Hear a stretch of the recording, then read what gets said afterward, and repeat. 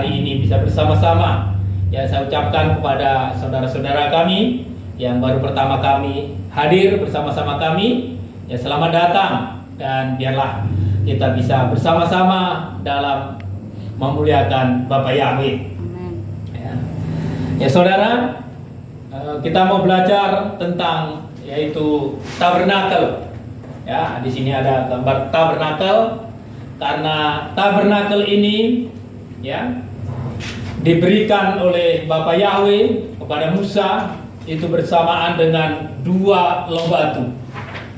Jadi selama Musa ya dipanggil suruh naik ke Gunung Sinai selama 40 hari 40 malam, Bapak Yahweh berbincang-bincang, bertatap muka dengan Musa. Selama 40 hari 40 malam itu Bapak Yahweh membicarakan yaitu untuk membangun tabernakel. Ya, jadi tabernakel ini merupakan gambar bayang dari kerajaan surga, kerajaan Samayim, ya, kerajaan surga atau kerajaan Samayim. Ya, jadi ini merupakan satu pola. Kalau kita mau masuk surga, masuk Samayim, kita harus tahu pola ini, saudara. Ini akan menuntun kehidupan kita. Ya, tabernakel ini akan menuntun, ya, seperti seorang penjahit. Kalau dia sudah membuat pola di kertas lalu bisa digambar, dipotong, itu gampang atau lebih mudah. Demikian juga saudara, tabernakel ini mempermudah kita untuk masuk surga. Ya, mempermudah kita masuk surga saudara, dan tidak akan tersesat. Ya, tidak akan tersesat dan tidak akan bingung. Karena memang di hari-hari terakhir ini akan banyak sekali orang bingung saudara tentang keselamatan. Ya, bingung tentang keselamatan karena begitu banyak pengajaran-pengajaran yang terjadi di akhir zaman ini. Banyak orang bingung saudara. Tetapi lewat tabernakel ini ya, kita akan bisa melihat. Ya, karena tabernakel itu juga nanti itu wujudnya Yesua HaMasyiah sendiri. Ya, itu wujud aslinya nanti Yesua itu yang turun ke muka bumi, yang bisa kita teladani, kita contoh dalam kehidupan kita. Ya, makanya ya mungkin ada yang belum pernah mendengar atau belum pernah melihat ya tabernakel ini. Ya, ini adalah gambar bayang dari kerajaan surga. Ya, kemah suci, kemah kudus tabernakel. Ya, merupakan gambar bayang dari kerajaan Hasamayim itu sendiri. Ya, makanya Yesua pernah berkata, "Akulah pintu." Ya kan? Akulah pintu. Ya, orang yang masuk melalui pintu akan diselamatkan. Itu adalah pintu gerbang. Pintu gerbang itu ya awal daripada keselamatan. Artinya kita percaya kepada nama Yesua HaMasyiah. Ya, dari percaya kepada Yesua HaMasyiah ini saudara, itu keselamatan itu kita miliki. Ya. Tetapi orang yang percaya tidak hanya sekedar percaya saja saudara. Maka kepercayaan itu harus ditingkatkan kepada mezbah korban bakaran. Itu bicara tentang pertobatan. Ya, setelah bertobat maka seseorang itu akan mengalami namanya bencana pembasuhan. Ya, itulah baptisan air. Ya, baptisan air. Ya, kalau sekarang seringkali orang bilang baptisan pembaharuan karena banyak baptisan yang salah, diikat dengan nama yang salah, dibaptis dengan nama yang salah. Ya, akhirnya dibaptis ulang, dibaharui, namanya dibaharui. Ya, nama Bapa itulah Bapak Yahweh, nama Anak itulah Yesus HaMasyiah, dan Roh Kudus. Itu baru ada meterai kepemilikan. Ya, di sini ada meterai kepemilikan. Ya, setelah itu masuk nanti dalam pintu kemah. Itu namanya dipenuhkan dengan Roh Kudus. Ya. Jadi ada urutan-urutan yang pasti. Ya, dipenuhkan dengan Roh Kudus, masuk ke dalam ruang suci. Ya, jadi di situ ada proses penyucian. Ya, kalau yang pertama ini di sini halaman itu berbicara tentang hidup dibenarkan. Ya, jadi kerajaan surga itu adanya benar, suci dan sempurna. Ya kan? Sempurna di sini nanti ada pengangkatan sempurna. Jadi arahnya jelas. Ya, arah jelas, bukan perkara-perkara kekayaan dunia ini yang diutamakan. Ya, jadi kalau kita mau masuk surga, maka hidup kita pertama nanti dibenarkan, disucikan, dan disempurnakan. Ya, itu yang harus kita mengerti, harus kita pahami. Artinya kita datang beribadah ini supaya hidup kita yang berdosa, hidup kita yang najis, hidup kita yang jahat itu dibenarkan lewat iman. Ya, lewat iman kita dibenarkan. Lewat iman kepada Yesus Masihi kita diselamatkan. Ya, arti kita diselamatkan yang pertama, kita diselamatkan dari hukuman kekal. Ya. Jadi ketika kita percaya kepada Yesus Masihi, kita menerima keselamatan. Ya, seperti orang yang di samping Yesus tersalib, ya. Waktu itu dia percaya, waktu itu juga dia diselamatkan. Ya, karena dia tidak punya kesempatan lagi. Setelah dia percaya, beberapa waktu kemudian orang yang di sebelah kanan yang tersalib itu mati. Tetapi Yesus berkata, engkau ada di taman Firdaus. Artinya ada keselamatan.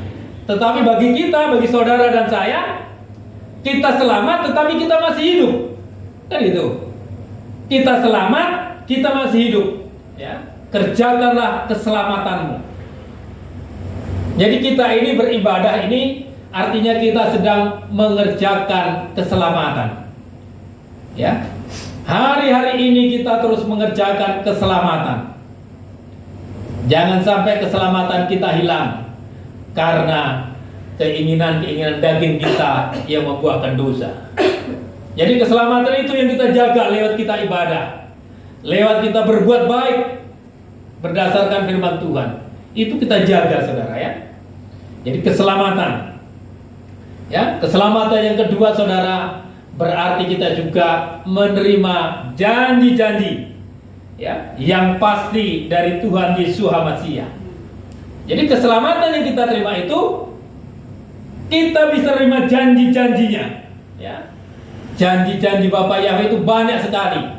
Ya, nanti di sini akan kita buka, ya, untuk ke depan nanti akan kita buka apa janji-janji itu. Ya.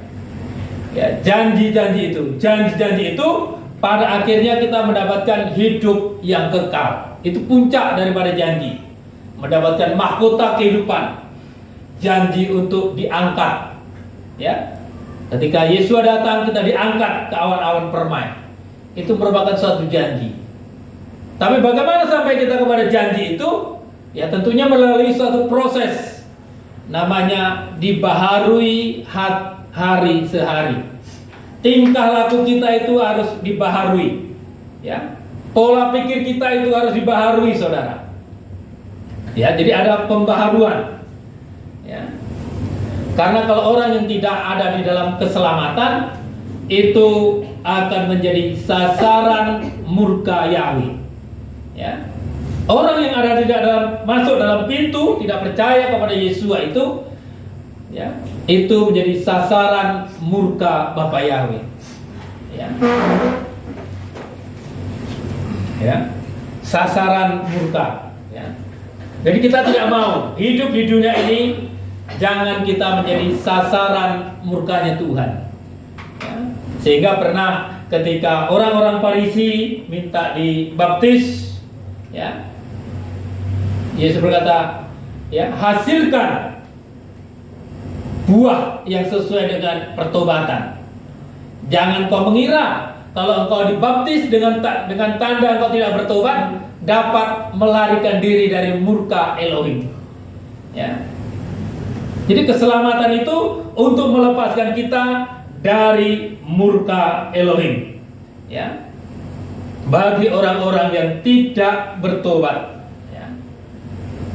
Ya, tidak bertobat. Itu keselamatan yang harus kita miliki, saudara.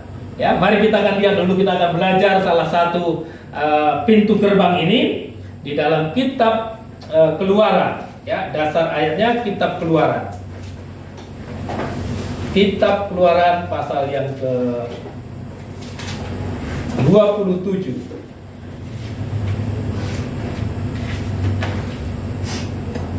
Ayat 13, ya.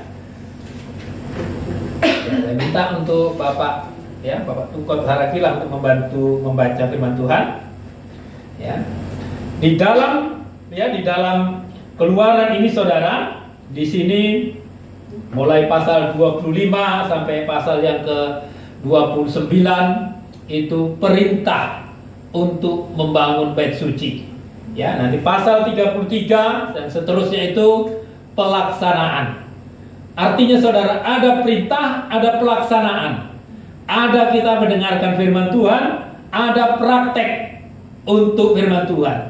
Itu baru ada fungsinya firman Tuhan ini. Ya. Ya, mari Pak bacakan ayat 13. Dan lebar pelataran pada sisi timur arah matahari terbit haruslah 50 hasta. Ya, saja. Ya, arah matahari terbit itu artinya timur, ya, timur, ya. Terus, dan layar-layar pada bahunya haruslah 15 hasta. Tiang-tiangnya ada 3 dan alas-alas tumpuannya ada 3. ya, terus, Dan pada bahu yang kedua haruslah ada layar-layar 15 hasta. Tiang-tiangnya ada 3 dan alas-alas tumpuannya ada 3. ya, ayat 16. Dan untuk gerbang pelataran haruslah ada tirai 20 hasta dari benang nila dan ungu dan kirmizi serta lenan halus yang dipintal, suatu karya seorang penyulam. Tiang-tiangnya ada 4 dan alas-alas tumpuannya ada 4. Iya. Jadi tadi itu pada posisi 50 hasta. Jadi ini lebarnya, lebarnya ini ada 50 hasta. Dan sebelah sini ada 15 hasta dan sebelah sini ada 15 hasta. Dan yang di tengah-tengah ini pintu gerbangnya itu ada 20 hasta. Jadi semuanya ini ada kan, nanti ada arti-arti rohaninya. Ya kan, akan ada arti-arti rohaninya. Tetapi hari ini kita akan melihat, saudara, ya, kita akan melihat yaitu pintu gerbang itu dalam posisi paling depan dan dia ada pada posisi sebelah timur. Ya, posisi sebelah timur atau menghadap ke timur. Ya, kalau timurnya sini, ini berbicara tentang dunia. Ini berbicara tentang orang-orang yang tidak beriman. Tetapi yang di dalam ini orang-orang yang beriman, yang disucikan, dikuduskan sampai kepada yang disempurnakan. Ya, sebelah timur, di mana di situ matahari terbit. Ya, artinya, saudara, kita percaya kepada Yesus itu, kita itu berada di sebelah timur di matahari terbit. Itu artinya kita sedang mendapatkan kasih Bapa Yahweh. Ya, karena matahari itu berbicara tentang kasihnya Bapa Yahweh. Jadi orang yang percaya kepada Yesus itu sedang mendapatkan kasih Bapa Yahweh yang sangat besar. Ya kan? Dan sebelah timur itu berbicara tentang tempat di mana manusia ditempatkan di sebelah timur Taman Eden. Ya. Artinya, saudara, kita sedang ditempatkan di tempat yang terbaik. Amin. Jadi orang yang percaya kepada Yesus ini ditempatkan di tempat yang terbaik. Orang yang percaya kepada Yesus itu ditempatkan di tempat yang terbaik, di mana Bapa Yahweh ada.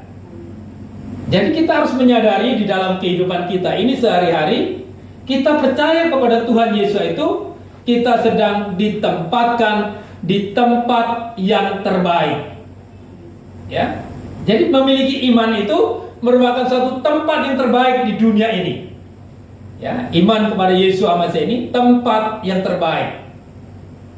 Ya, di mana Bapa Yahweh itu dekat dengan kita. Di mana kasih Tuhan itu dicurahkan kepada kita. Ya. Itu sering yang tidak kita sadari di dalam kehidupan ini. Ya, itu di dalam Kejadian 2 ayat 8 ya. Tempat manusia pertama yang diciptakan, ya. Itulah tempat yang Tuhan berikan di dalam kehidupan kita. Tetapi bagaimana ketika manusia itu jatuh ke dalam dosa, maka dia diusir ke sebelah timur. Kalau dia ditempatkan di sini, ya, sebenarnya pertama kali manusia ditempatkan itu di tabut perjanjian sini, ya. Itu pertama diciptakan itu, saudara, gambarannya di sini dia, di timur, di sebelah timurnya, ini sebelah sini, Taman Eden. Ya, karena di situ, ya, ketika manusia diciptakan itu kan berapa lama, ya, berapa puluh tahun itu manusia itu bersama-sama dengan Bapa Yahweh. Tetapi akibat godaan daripada Satan, maka manusia, ya, akibat kecemburuan daripada setan itu kan akibat kecemburuan daripada setan. Karena setan di Taman Eden itu suruh ikut menyembah, ikut menghormati, ikut menghargai manusia yang diciptakan. Tetapi setan tidak mau. Akhirnya setan menggunakan cara-caranya sehingga manusia itu jatuh ke dalam dosa. Ya, akhirnya diusir dari ruang mahsuci ke ruang suci. Akhirnya manusia terus perginya ke timur, ke timur, ke timur. Ya, kalau kita melihat nanti dalam kisah daripada perjalanan manusia yang pertama ini, saudara, sampai pada akhirnya, saudara, manusia itu, ya, menjadi menara Babel. Itu kan timur ke timur ke timur, ya. Mari kita akan lihat dulu ayat-ayat itu, saudara, ya. Kita akan lihat dulu kitab Kejadian. Ya. Kejadian pasal 2, ya, ayat 8 dulu, itu tempat yang pertama. Ya, nanti apa akibatnya ketika manusia itu menjauh dari hadirat Bapa Yahweh. Ya. Jadi hidup kita jangan sampai kita mau jauh dari hadirat Tuhan, hadirat Bapa Yahweh. Ayat pasal 2 ayat 8. Ya, Pak, bacakan. Dan Yahweh Elohim telah membuat taman di Eden di sebelah timur. Disitulah ditempatkannya manusia yang telah dibentuknya itu. Iya, ya. Jadi manusia yang dibentuk itu ditempatkan di sebelah timur Taman Eden, ya. Jadi ada Taman Eden, ya, ada Eden sendiri dan ada tamannya. Nah, gitu. Jadi dia di tempat yang terbaik, ya. Tetapi manusia itu jatuh, ya. Ya, setelah dia jatuh, maka manusia itu diusir dari Taman Eden ke sebelah timur, ya. Kalau kita lihat di dalam pasal yang ke-3 ayat 22, ya. Ya, bacakan, Pak. Dan berfirmanlah Yahweh Elohim, lihatlah manusia itu telah menjadi seperti salah satu dari kita, mengetahui tentang yang baik dan yang jahat. Maka sekarang jangan sampai dia mengulurkan tangannya dan mengambil juga dari pohon kehidupan dan makanannya dan hidup untuk selama-lamanya. Ya, terus? Oleh sebab itu Yahweh Elohim memerintahkannya keluar dari Taman Eden supaya mengolah tanah yang darinya dia diambil, dan dia mengusir manusia itu keluar, dan dia menempatkan kerub-kerub di sebelah timur Taman Eden dengan pedang, yang menyala-nyala dan menyambar-nyambar untuk menjaga jalan ke pohon kehidupan itu. Iya, ya. Jadi saudara, ketika manusia itu sudah jatuh ke dalam dosa, maka dia usir lagi, keluar lagi, ya, makin jauh lagi dari hadirat Tuhan. Ya. Sehingga saudara, ketika manusia itu sudah jatuh, sudah keluar dari hadirat Bapa Yahweh itu, maka manusia itu pertama sekali dia takut, malu, telanjang. Akhirnya manusia itu saling mempersalahkan, ya kan? Jadi orang yang tidak punya iman, orang yang tidak percaya kepada Yesus ini, seringkali yang terjadi saling mempersalahkan. Ketika Adam, di manakah engkau? Ya, aku sedang bersembunyi. Ya, mengapa engkau bersembunyi? Apakah engkau makan buah yang aku larang itu? Istri, perempuan yang kau tempatkan di sisiku, wanita yang kau tempatkan di sisiku, dia memberiku. Di tanah perempuan, ular. Ya, itulah kehidupan manusia kalau sudah lepas dari hadirat Bapa Yahweh, mudah menyalahkan orang. Ya. Sifat inilah yang seringkali terjadi dalam kehidupan kita. Ya, masih ada enggak kita seringkali menyalahkan orang? Ketika kita punya masalah, kita punya persoalan, hati-hati, jangan kita suka menyalahkan orang. Ya. Adam tidak mau koreksi, istrinya tidak mau koreksi, ujung-ujungnya setan, ular itu yang disalahkan. Ya. Mengkambing hitamkan orang lain. Sifat itulah yang diwarisi sampai hari ini kepada banyak orang. Ya, menyalahkan orang lain. Ya, kalau terjadi masalah dalam kehidupan kita, terjadi persoalan dalam kehidupan kita, mari kita bersama-sama mengoreksi diri kita. Ya, kita koreksi diri kita masing-masing. Jangan gampang menyalahkan orang. Ya, walaupun memang salah orang, tetapi Tuhan tidak inginkan menyalahkan. Ya, karena Yesus sendiri sudah menjadi teladan, tahu bahwa manusia itu berdosa, manusia itu jahat. Ya, tetapi kita melihat Yesus itu tidak pernah menyalahkan orang. Dia tanggung akibat kesalahan orang lain itu. Ya, jadi kita mau belajar dalam hidup ini, saudara. Kalau kita punya iman, berarti hidup kita tidak boleh menyalahkan orang lain. Ya kan?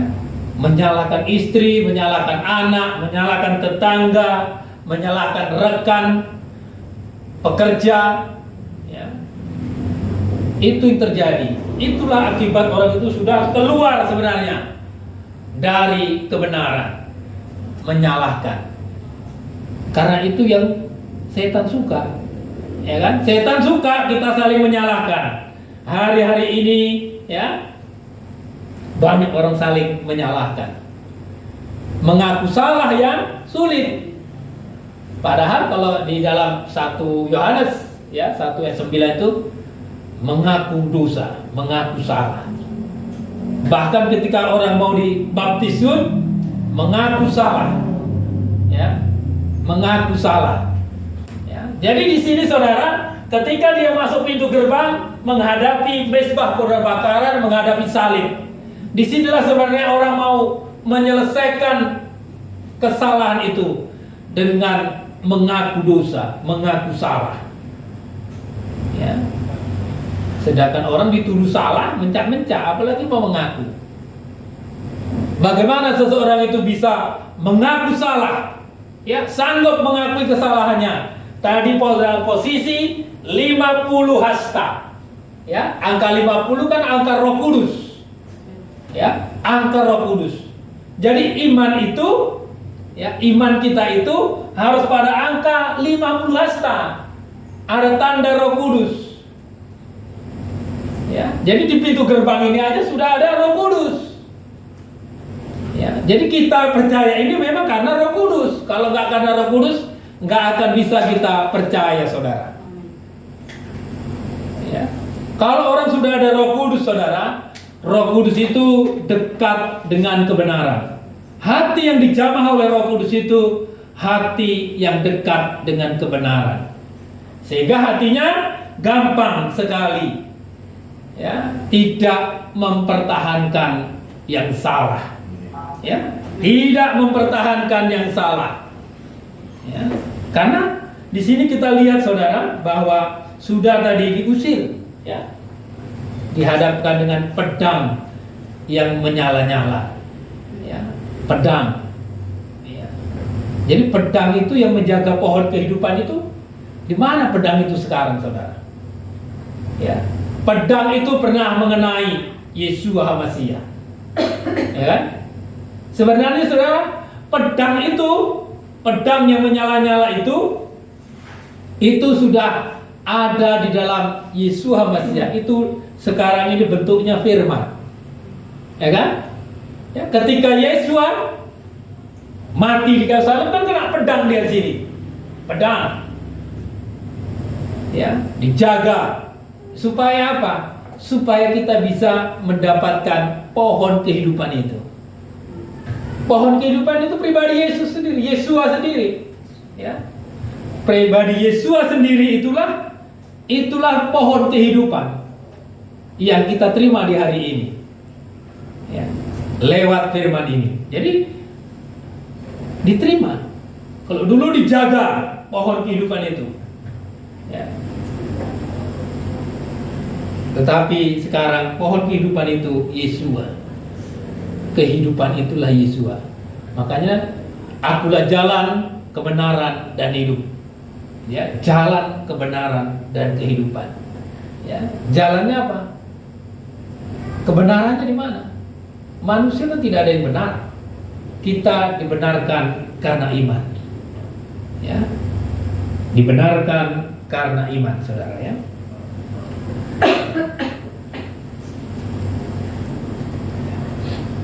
Itu tadi sudah dibuang lagi ke sebelah timur. Makanya semakin jauh, ya. Kalau kita lihat nanti kisahnya di dalam Kejadian pasal yang keempat ayat yang ke-16, ya, Pak, bacakan, Pak.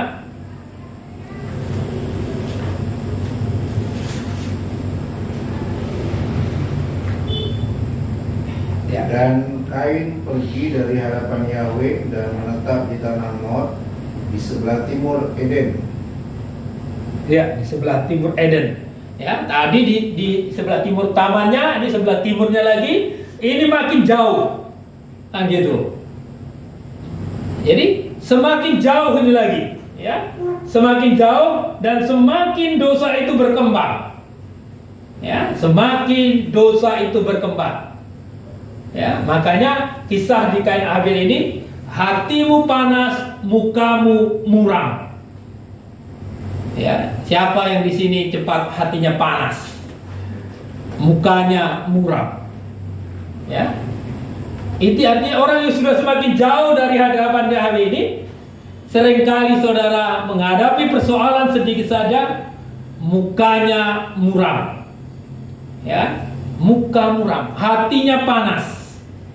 Ya, kita harus koreksi dulu hidup kita ini. Bagaimana dalam menyikapi hidup ini? Ya, kita ini masih gampang nggak muka muram? Orang yang menyakiti kita, orang membenci kita, orang yang berusaha untuk apa namanya, menjatuhkan kita.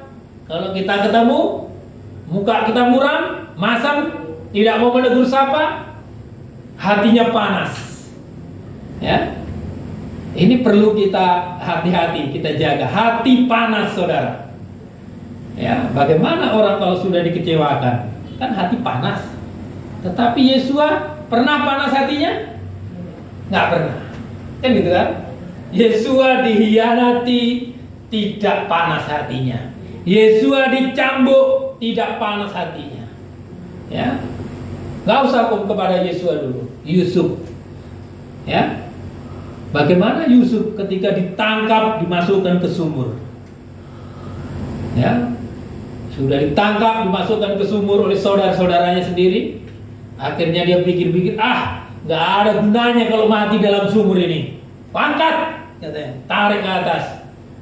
Akhirnya dijual, ya, jadi budak, sampai di penjara, sampai difitnah, ya. Padahal Yusuf melakukan yang baik dilakukan.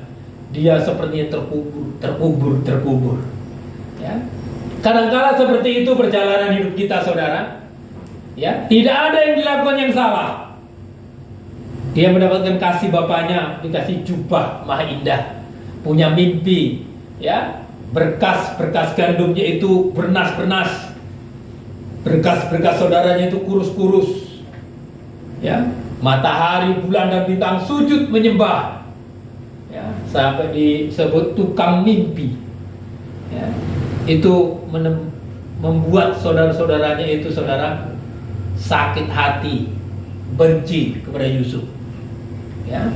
Tetapi dalam perjalanannya kalau kita lihat Yusuf itu, saudara, terus, ya, sifatnya senantiasa menjadi berkat, ya. Di tempat majikannya dia menjadi yang terbaik, difitnah masuk penjara, di penjara juga menjadi yang terbaik, ya. Di rumah Potifar juga menjadi orang yang terbaik, ya, sehingga istri Potifar itu menginginkannya. Tetapi dia tidak mau melakukan kejahatan, difitnah lagi, masuk dalam penjara.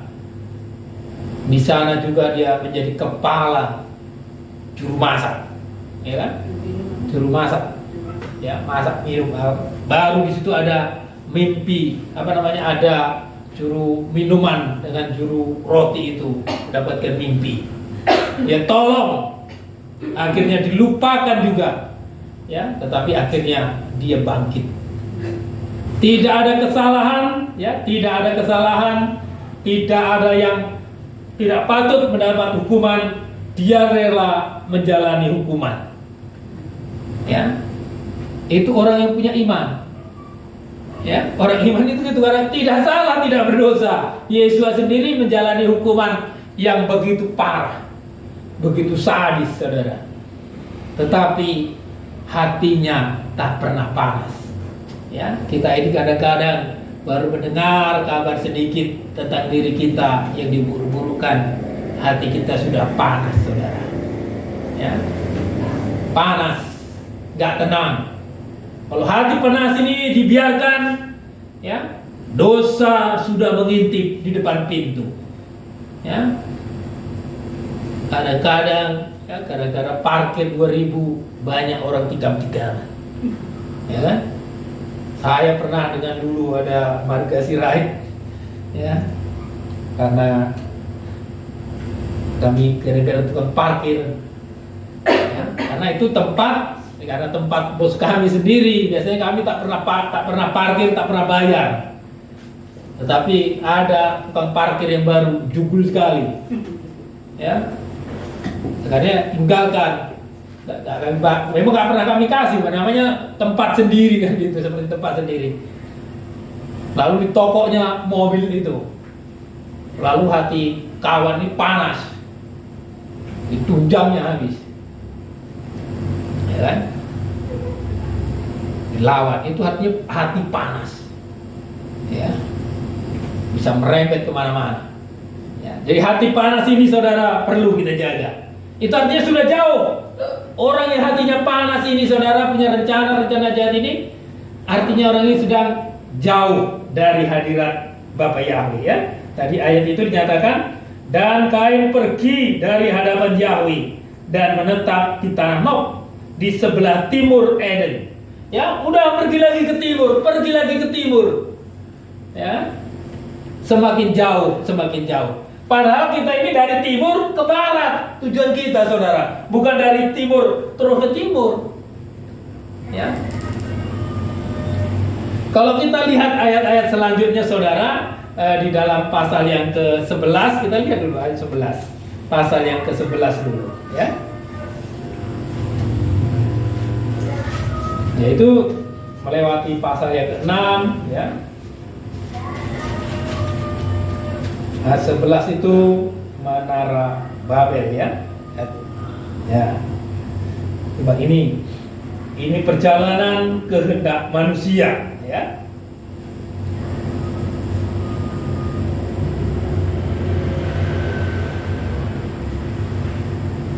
Ya, mulai ayat 1 Pak, bacakan. Ini tentang timur ini ya. Nanti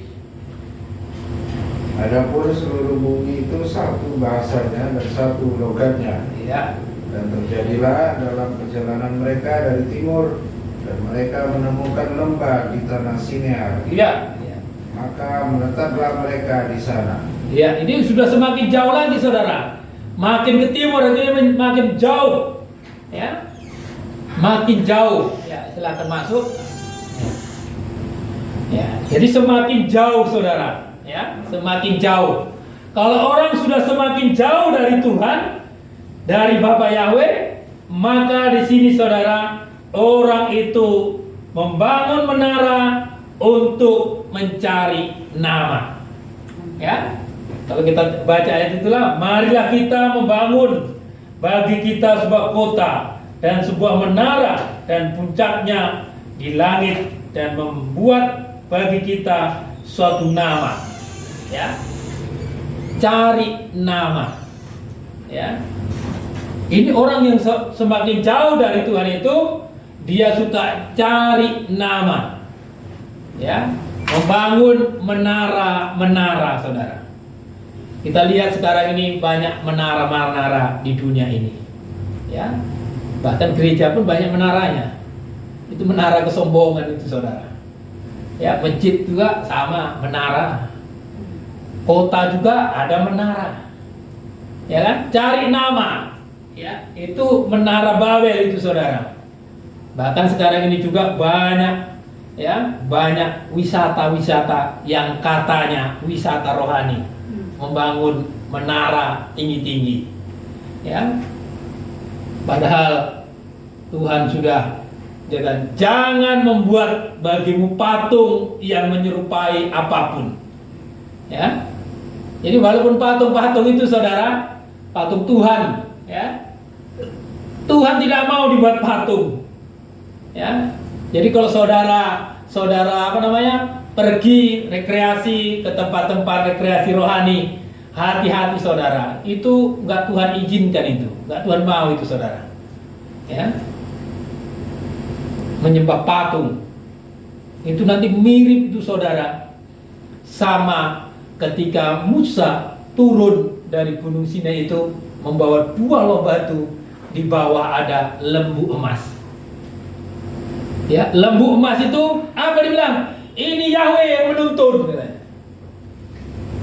Padahal lembu emas itu seperti itu sekarang ini banyak terjadi. Ya kan? Tinggi-tinggian membangun patung, membangun menara besar-besar.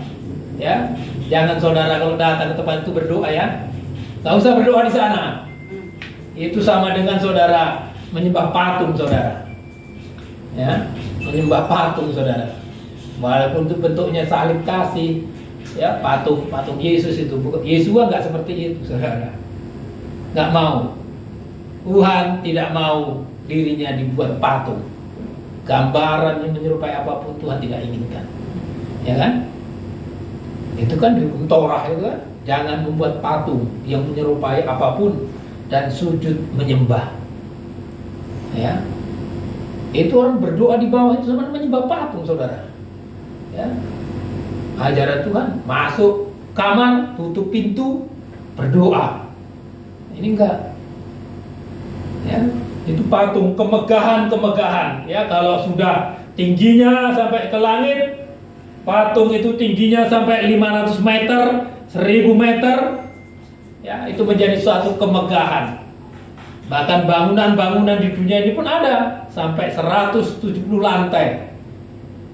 Jadi satu bangunan ini jamnya berbeda-beda, jam di sana sama jam yang di bawah beda, bisa 1 jam, karena sudah tinggi, waktunya bisa berbeda. Itu menjadi kemegahan, ya, kemegahan.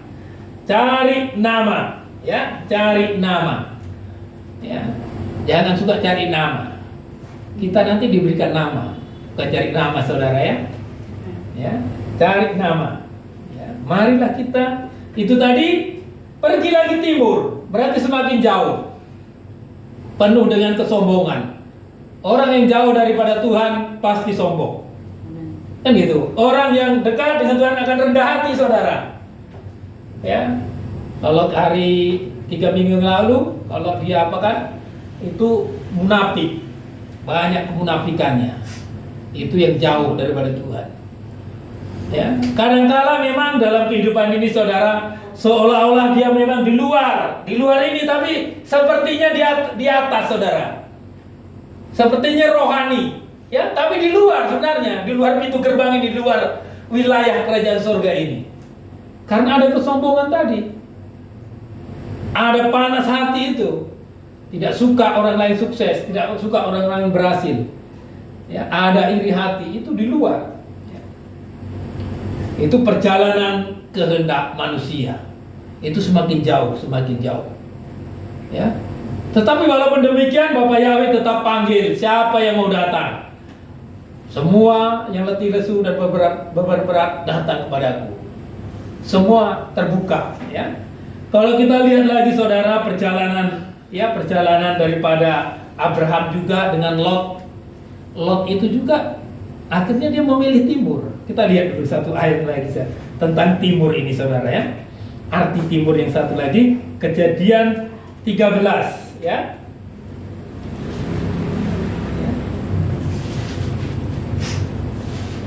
Akibat ini, saudara, ya, akibat menjauh, ya. Karena Abraham ini bapak orang beriman, bapak orang percaya. Dia menjauhi orang percaya itu, ya. Karena pada waktu itu terjadilah perkelahian antara gembala Abraham dengan gembala Lot.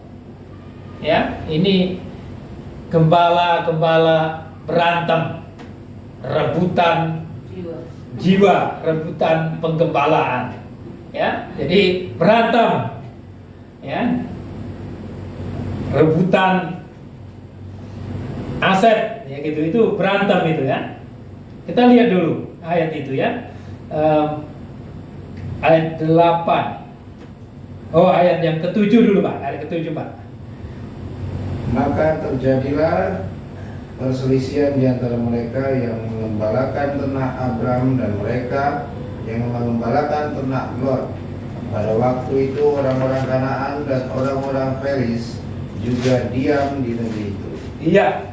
Jadi di situ ada perselisihan. Ya, tapi kalau di dalam ILT ayat yang ke-7, karena itu terjadi perkelahian, ya, antara para gembala Abram dan para gembala Lot. Ya, jadi ada perselisihan, ada pertikaian, ya, ada pertengkaran. Ya. Jadi pertengkaran ini, saudara, terjadi. Ya, banyak pertengkaran kecil, pertengkaran besar, di rumah tangga, di keluarga, di kehilat ada pertengkaran. Ya, itu dihindari. Ya, pertengkaran itu tidak menghasilkan yang baik, saudara.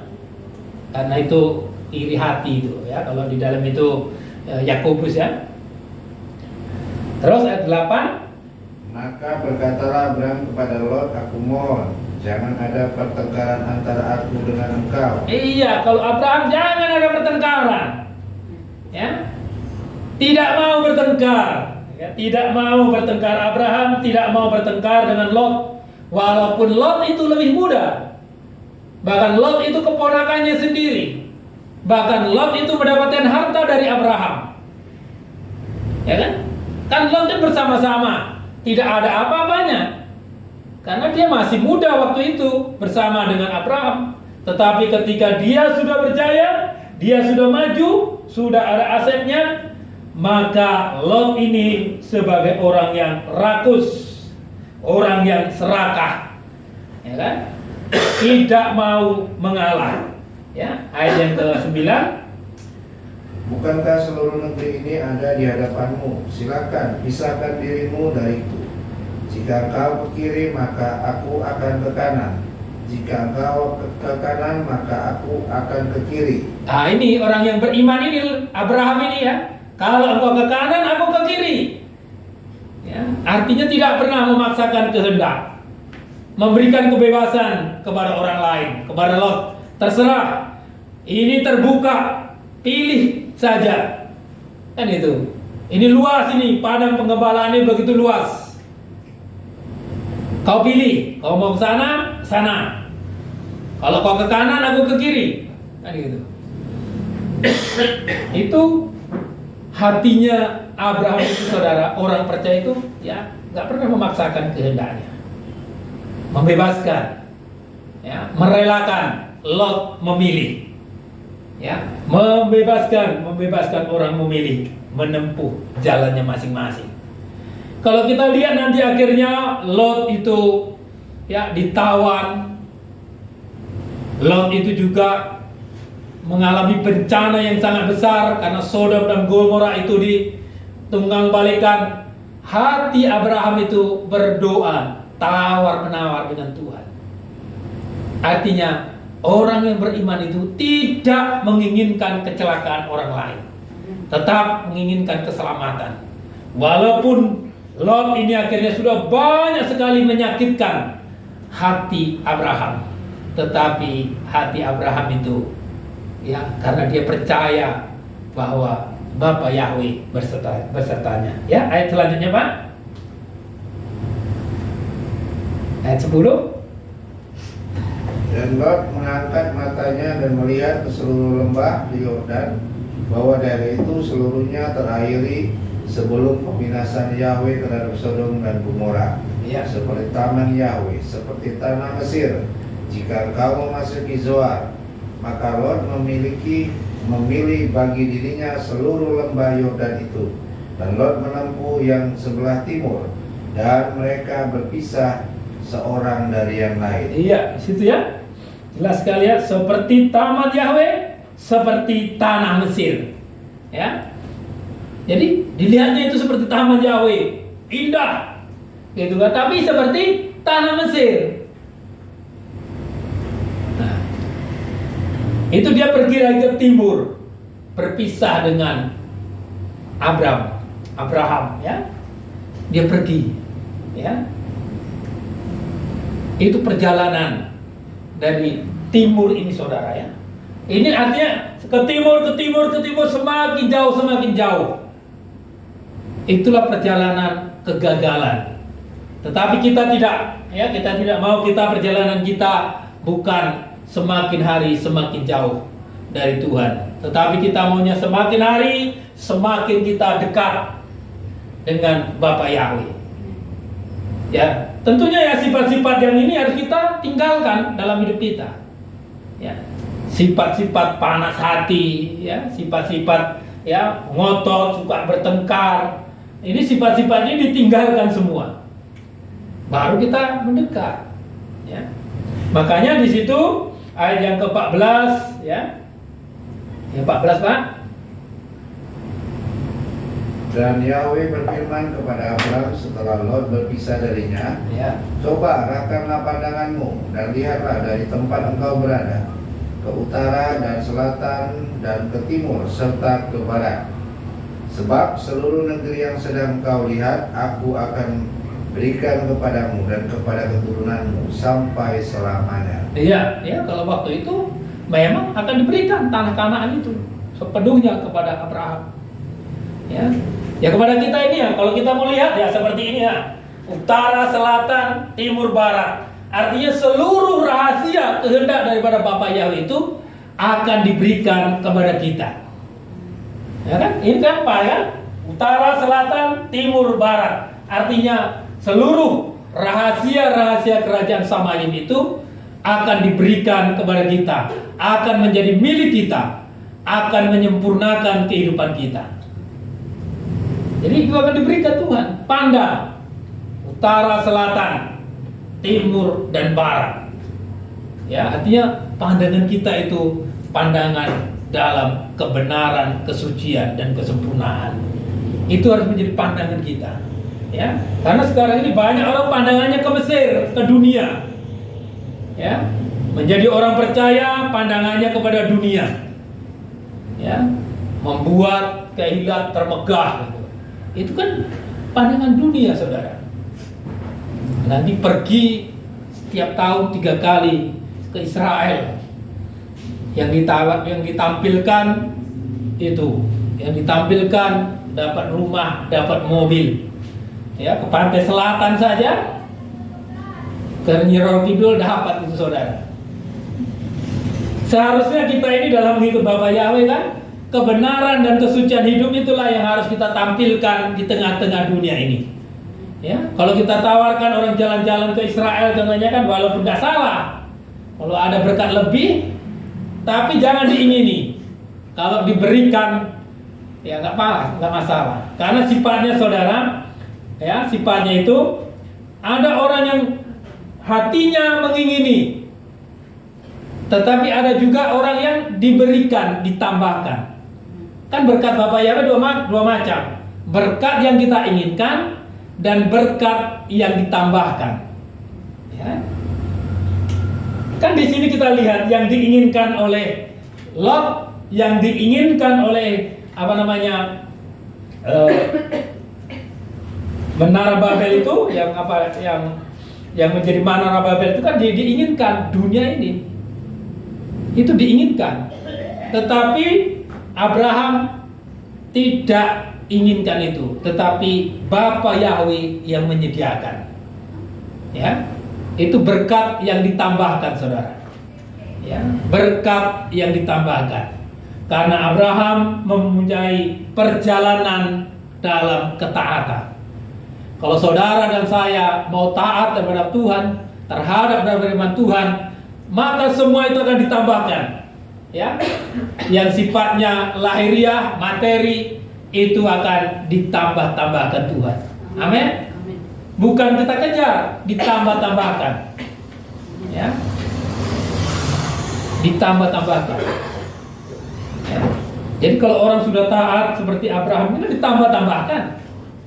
Ya. Ditambah-tambahkan. Ya. Enak kalau ditambahkan, saudara.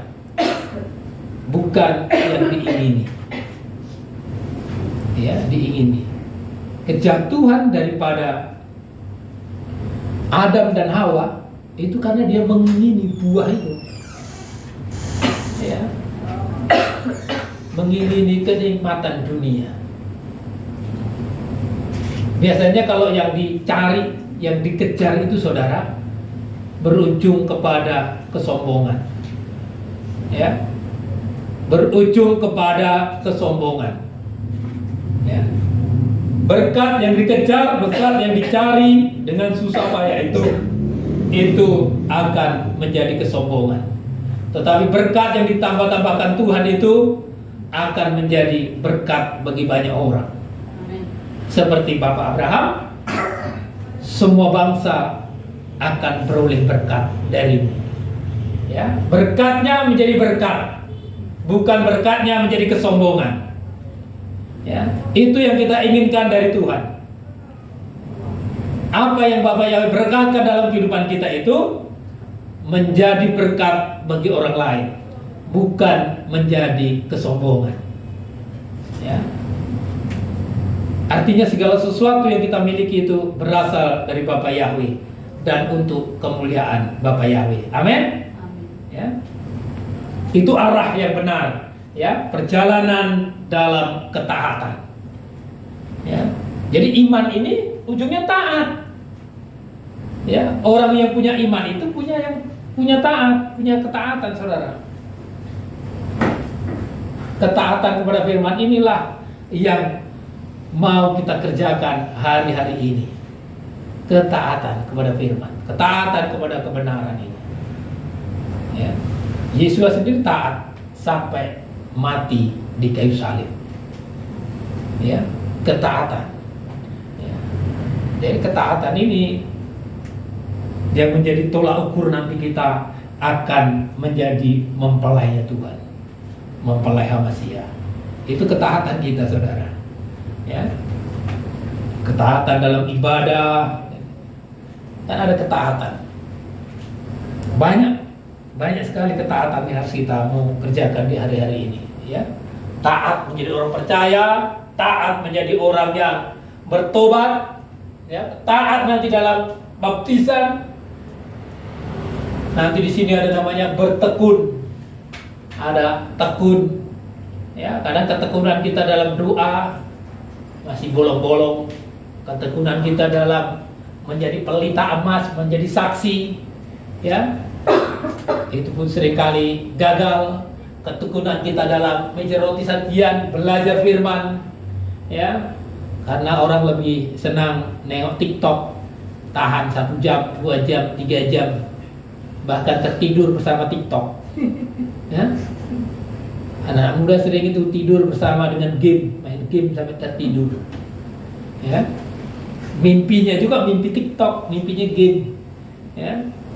Padahal kita disuruh Tuhan, renungkanlah Torah itu siang dan malam, yang akan membuat kita berhasil. Ya, kalau kita renungkan, kita praktekkan dengan taat, pasti berhasil. Ya, ini sekarang ini gagal. Ya, semakin canggih teknologi menjadi berhala. Ya kan? Berhala. Setiap 5 menit nengok HP. Setiap 5 menit nengok WA. Ya kan? Penghiburan yang semu. Ya, rasa-rasanya enak, saudara, asik gitu kan. Saya pun kadang sering seperti itu. Ya memang kadang-kala ada situ motivasi firman Tuhan. Tetapi seringkali itu hanya terlupakan, terlewat begitu saja. Nggak nyangkut. Yang nyangkut yang perkara-perkara dunia.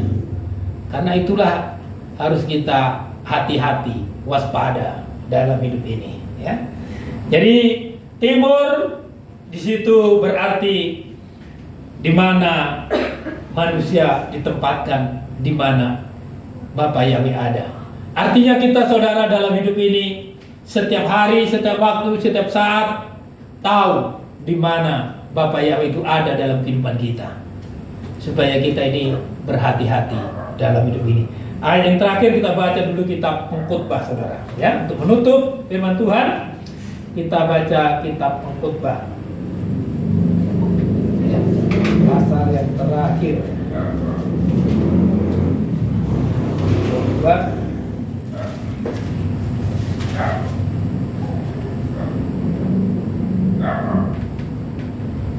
ya, Pengkhotbah pasal 12 ayat 13.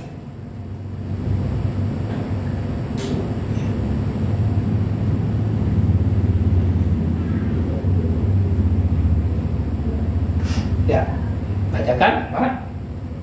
Akhir kata dari segala yang didengar, takutlah akan Elohim dan peganglah perintah-perintahnya, karena inilah kewajiban setiap orang. Iya, ya, akhir kata dari segala yang didengar, takutlah akan Elohim dan peganglah perintah-perintahnya, karena inilah kewajiban setiap orang. Ya, jadi pegang, ya. Harus ada yang kita pegang hari ini, ya. Kebenaran itu harus kita pegang, ya, supaya kita tidak menjadi teladan-teladan yang semakin jauh dari hadirat Tuhan, semakin jauh, ya. Seperti Adam itu diusir ke sebelah timur, Kain dan Habil lagi ke sebelah timur, terjadi panas hati. Ya, Menara Babel itu ingin satu, tetapi mau mencari nama. Ya, Lot juga menginginkan, ya, seperti Taman Yahweh, seperti tanah Mesir. Ya, kemuliaan dunia itu artinya, saudara. Ya, dia menginginkan itu, sehingga akhirnya Sodom dan Gomora terjadi bahaya yang sangat besar.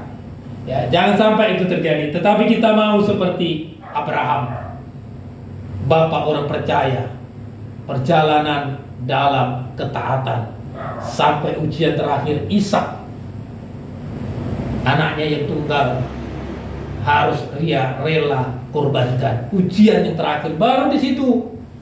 Ya, sudah tinggal berapa detik saja, tinggal pisau itu ditancapkan, cep, matilah Ishak. Tetapi pas waktu yang tepat itulah Abraham, aku tahu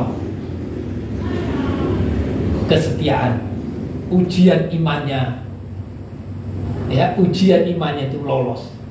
Kita juga diuji hari-hari ini, saudara, ujian iman kepada kehidupan kita masing-masing. Lolos enggak kita? Ya kan? Justru dalam keadaan krisis, justru dalam keadaan menyakitkan, ujian iman itu terjadi. Ya, dalam kisah-kisahnya Yesua, ya, orang yang pendarahan itu sudah sangat lemas, tetapi dia pegang jubah, ya, jubah inilah, ya, karena ini bicara tentang nama Yahweh, dia pegang nama Yahweh itu, ujung jubah, ya, pegangnya, maka mengalirlah kuasa itu. Besar imanmu menyelamatkan, ya. Jadi iman itu diuji dalam suatu masalah yang pelik, yang menyesakkan dada. Seperti Abraham kan menyesakkan dada. Gimana Tuhan ini? Sudah dijanjikan, anak yang dijanjikan, tetapi kok diminta? Kan gitu. Itu kan bagaimana Tuhan ini? Percaya enggak? Kadang-kadang seperti itu terjadi dalam kehidupan kita. Ya, makanya itu sebenarnya yang dipanggil Tuhan yang kita panggil. Kan itu sering kali. Pertanyaan itu berulang-ulang itu. Yang dipanggil Tuhan enggak? Kita ini semua dipanggil Tuhan oleh itu. Hanya kesiapan kita. Mau enggak kita dicekek? Kan gitu. Kalau ketika kita dicekek, jangan menjerit, tenang saja. Ya kan? Ketika kita mau dipres seperti Yesua dipres di kayu salib itu, jangan berteriak. Ya. Tenang, ya. Ada waktunya, ada saatnya, ya kan? Kita sudah 2 kali kena kucang habis, tetapi ini yang terakhir. Tapi buktinya Bapak Yahweh tetap kita bisa ibadah, ya kan? Artinya nggak masalah, ya kan? Masa 1 tahun melayani gonjangannya, ya kayak digonjang ini udah kayak apa? Ya kayak kapalnya, perahunya Yesua di tengah gelombang ini. Tuhan, binasa kita ini katanya. Tapi Yesus tenang gitu. Harus tenang kita, ya. Tenang. Ya, ada waktunya seperti itu, saudara. Ya. Karena kalau saya pelajari, ya semua begitu. Ya. Sampai kita ini tak berdaya. Ya kan? Sampai terberdaya. Tak berdaya. Kalau sudah tak berdaya, angkat tangan. Bapak, inilah aku. Terus gitu. Barulah Bapak itu turun. Kalau kita masih mengandalkan kekuatan kita, ya belum. Tengok dulu. Masih apanya itu, hatinya keras, masih kekuatannya digunakan, tuh akalnya digunakan. Karena Tuhan Bapak Yahweh inginkan gunakan iman. Ya kan? Iman kita gunakan, pintu gerbang kita gunakan masuk dalam kebenaran. Yang tidak benar nggak boleh masuk. Ya kan? Yang mau dibenarkan masuk, yang tidak mau dibenarkan terbuang. Ya kan? Terusir jauh-jauh. Ya. Tapi di pintu gerbang ini juga Yesua terus hadapkan apanya? Mari. Seperti Bapa itu sedang menunggu orang-orang yang tersesat, orang-orang yang terhilang. Ya, ketika masuk langsung disambut.